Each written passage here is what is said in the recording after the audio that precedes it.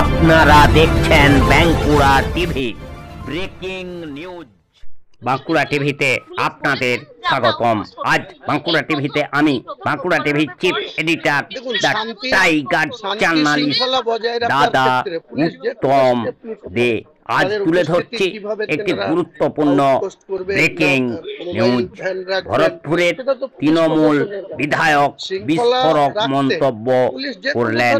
শুভেন্দু অধিকারী যে কথা বলেছেন, 72 ঘন্টার মধ্যে উইথড্র না করলে আমরা 42 জন বিধায়ক উনাকে খুশে দেব, আর মুর্শিদাবাদে কোনো দিন ওকে ঢুকতে দেব না। উনি আমাদের মারবেন, চ্যাংদোল্লা করে বাইরে ফেলবেন, আর আমরা কি রসগোল্লা খাবো? সেই খবর আপনারা দেখতে থাকুন একমাত্র বাঁকুড়া টিভির পর্দায়। ওনাকে বলবেন 2016 সালে উনি তৃণমূলের এমপি ছিলেন, জেলার অবজারভার ছিলেন। 17 জানুয়ারি 2016 রেজিনগরে গিয়েছিল মস্তানি দেখাতে, মস্তানি ওর ঘুচি গিয়েছিল, ওখানে বক্তৃতাই করতে দেয়নি, চোরের মতো পালিয়ে এসেছিল ঢাকা থেকে নেমে কৃষ্ণনগর সার্কিট হাউসে বসে দিদিকে বলেছিল, আর যাই করো দিদি, হুমায়ুন কবিরকে টিকিট দেওয়া যাবে না। 16-তে তাই দিদি ওর কথা শুনে হুমায়ুন কবিরকে টিকিট দেয়নি, 4টে পেয়েছিল, 22-এর মধ্যে 4 2016 সালে, আর 21-এ হুমায়ুন কবিরকে আবার টিকিট দিয়েছে, 22-এর মধ্যে 20। এটাই হচ্ছে হুমায়ুন কবির, এটাই হুমায়ুন কবির। কাজে এই শুভেন্দু অধিকারীর ওই ভয় দেখানোতে, চমকানো ধমকানোতে হুমায়ুন কবিরের মতো লোক কোনোদিন ভয় পাবে না। আগামী দিনে আমরা দেখাবো উনি কত বড় শক্তিশালী হয়েছেন। উনি একাই হিন্দু নন, মমতা ব্যানার্জিরা হিন্দু না, অভিষেক ব্যানার্জি হিন্দু না, এতগুলা এমএলএ আছে, আমাদের মাত্র 41টা এমএলএ মুসলিম 226-এর মধ্যে। তো উনি যখন মুসলিমদের এখানে পার্সোনাল অ্যাটাক করছে, তো ওনাকে আমরা ছেড়ে দেবো? উনিও কত বড় হিন্দু, আর ওনার পিছনে কটা এমএলএ ওনার হয়ে আমাদের সঙ্গে লড়তে পারে সেটা দেখা যাবে। এবারে তো বিধানসভায় আইএমআইএমও লড়তে চলেছে, 40% মুসলিম রয়েছে জনসংখ্যায়, তারা আশাবাদী যে তারা জিতবে। মুসলিম ভোটে কি শাসক এবার টানাটানি করলো, ভাগ বসলো? দেখুন, আইএমএম অন্য রাজ্যে আছে, এই রাজ্যে তারা কখনো কখনো অনেক কথা বলে, 2021-এর আগেও অনেক গল্প শুনেছিলাম। এখন যখন 26-এ ভোট আসবে, আমরা এইটুকু বলতে পারি যে মুসলিম ভোট আমাদের তৃণমূল কংগ্রেসে মমতা বন্দ্যোপাধ্যায়ের নেতৃত্বে 80% মুসলিম যারা ভোট দিতে যায়, সেই ভোটাররা এক কথায় মমতা বন্দ্যোপাধ্যায়ের প্রতি তাদের আস্থা ভরসা ছিল, আছে, আগামী দিনেও থাকবে। যত শুভেন্দু অধিকারী এরকম মুসলিম সম্প্রদায়কে আক্রমণ করবে, তত মমতা বন্দ্যোপাধ্যায়ের প্রতি আরো সমর্থন সুদৃঢ় হবে, শক্তিশালী হবে। তৃণমূল কংগ্রেসের মুসলিম ভোটের আরো বেশি ভোট ব্যাংক বাড়বে। যাদবপুর বিশ্ববিদ্যালয়ের ক্যাম্পাসে লেখা হচ্ছে আজাদ কাশ্মীর। আপনি একজন বিধায়ক, আপনার লজ্জা লাগছে এটা, এই বিষয়টা দেখে? এসব আমি সমর্থন করি না, কারণ একটা শিক্ষা প্রতিষ্ঠানে এই ধরনের কোনো পার্টির বা কোনো সংগঠনের বা কোনো ছাত্র সংগঠনেরই এই ধরনের আচরণ সমর্থনযোগ্য নয়। তারা বলছে রাম মন্দির ভাঙার কথা, এই বিতর্কিত পোস্টারে পাওয়া গিয়েছে। কি বলছেন? রাম মন্দির ভাঙার কথা বলছে। রাম মন্দির তো ভেঙে দিয়েছে 1992 সালের 6 ডিসেম্বর, আবার কোথায় রাম মন্দির ভাঙবে? যাদবপুর থেকে রাম মন্দির ভাঙার কথা বলা হচ্ছে। রাম মন্দির কোথায় আর যাদবপুর কোথায়? যাদবপুরের কে বলেছে এটা? যাদবপুরে পোস্টার পাওয়া গিয়েছে। পোস্টারের কথা ছাড়েন, কেউ এইখানে প্ররোচনামূলক কেউ তাকে রাত্রের অন্ধকারে পোস্টার দিচ্ছে, তাদের কথার গুরুত্ব আপনারাও দিয়েন না, আমরাও দিচ্ছি। তাহলে এটা দিয়ে আপনি কিছু বলছেন? মোটেই না, একটা শিক্ষা প্রতিষ্ঠানে, একটা বিশ্ববিদ্যালয়ে, তাহলে সেই জায়গাটাকে নিয়ে কারো সংকীর্ণ রাজনীতি করা উচিত না। সেটা শিক্ষা প্রতিষ্ঠান, শিক্ষা প্রতিষ্ঠানে থাক, এ নিয়ে আমি কোনো মন্তব্য করি না। সবাই যে তৃণমূলের বিধায়ক, যে মুসলিম বিধায়করা তাদের চ্যাংদোলা করে পরের বার তারা ফেলে দেবে ক্ষমতায়। দেখুন, শুভেন্দু অধিকারী বিধানসভার অনারেবল বিরোধী দলনেতা, ওনার সীমা লঙ্ঘন করা মোটেই উচিত না।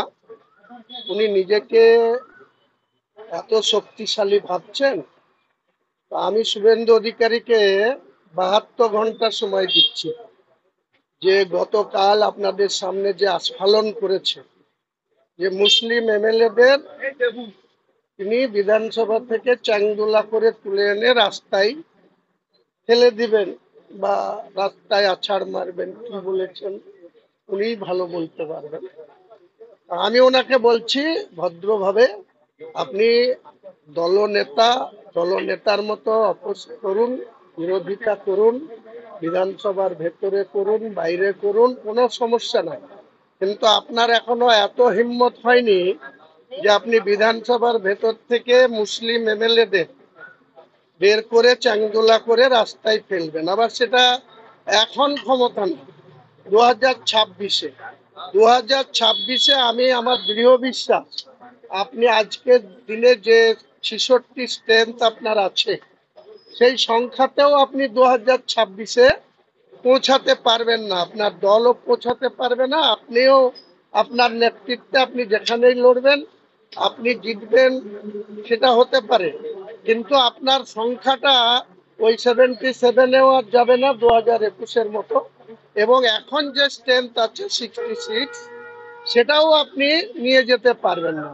আর আজকের দিনে আপনি যখন হিন্দু হিন্দু হিন্দু করছেন আর মুসলিমদের এইভাবে অপমান করছেন বা চ্যালেঞ্জ করছেন, আমি হুমায়ুন কবির একজন মুসলিম বিধায়ক হিসাবে চ্যালেঞ্জ করছি আপনাকে, আপনি 72 ঘন্টার মধ্যে এই কথা প্রত্যাহার না করলে এই 42 জন এমএলএ আপনাকে বিধানসভার ভেতরে আপনার যে ঘর, সেই ঘরের বাইরে আপনাকে আমরা বুঝে নেব। বুঝে নিয়ে পারলে 66 জন নিয়ে আমার মোকাবেলা করবেন। আপনি হয় প্রত্যাহার করুন এই কথা, তা না হলে আপনি কত বড় হিন্দু হয়েছেন, আর আমরাও মুসলমান, কারো কাছে কোনোদিন আত্মসমর্পণ করেনি। 1446 বছর আগে আমাদের শেষ নবী মোহাম্মদ মুস্তফা সাল্লাল্লাহু আলাইহি সাল্লাম জিহাদ কাকে বলে, বদরের যুদ্ধে 3000 লোক নিয়ে 13,000 লোকের মোকাবেলা করে এই ইসলামকে প্রতিষ্ঠিত করেছে বিশ্বের দরবারে। আর আপনি তো কোন ছাড়, আপনি এখানে পবিত্র বিধানসভায় 42 জন এমএলএর সঙ্গে লড়বেন, আপনাকে চ্যালেঞ্জ দেওয়া থাকলো 72 ঘন্টার মধ্যে যদি আপনি এই বক্তব্য প্রত্যাহার না করেন এবং মুসলিম এমএলএদের কাছে ক্ষমা না চান, তাহলে আপনার সঙ্গে আমি হুমায়ুন কবির নেতৃত্ব দিয়ে বোঝাপড়া করব, দেখি আপনি কতটা কেন্দ্রীয় ফোর্স নিয়ে আমাদের মোকাবেলা করতে পারেন। আপনি মন্ত্রীর বিরুদ্ধে সে সময় কথা বলবে, উনি তো অনেক কিছুই বলছেন, পাগলের প্রলাপ প্রতিদিন শুনছি আমরা। তো বললাম তো 77-এ গিয়েছিল, 200-র স্বপ্ন দেখিয়েছিল, গোটা ভারতবর্ষের বিজেপির নেতাদের বলেছিল 200 দখল করবে, হয়েছিল কটা? 77, তার মধ্যে দুটো পার্লামেন্টের মেম্বার ছিল, রানাঘাটের জগন্নাথ সরকার আর একজন পরাজিত এমপি নীতিশ প্রামাণিক, তখন অমিত শাহজির ডেপুটি ছিলেন, তো তিনিও জিতেছিলেন, রিজাইন দিয়েছিলেন। পরে সেই সিটে আমাদের উদয়ন গ্রহ কত ভোটে জিতে এসেছিল আপনারা জানেন। বুঝে নিয়ে বলতে উনি যদি এই সমস্ত কথা বলে মনে করেন যে ওনার কাছে 22-24 জন কেন্দ্রীয় ফোর্স আছে, যা খুশি তাই করে যাব, আমরা 42 জন ওনার সঙ্গে বুঝে নেব উনি কতটা শক্তি ধরেন, আমাদেরকে চাংদোলা করে বার করবেন, আর ওনাকে ওখানে কিভাবে খুশে দেব সেটাই বোঝাপড়াটা হবে।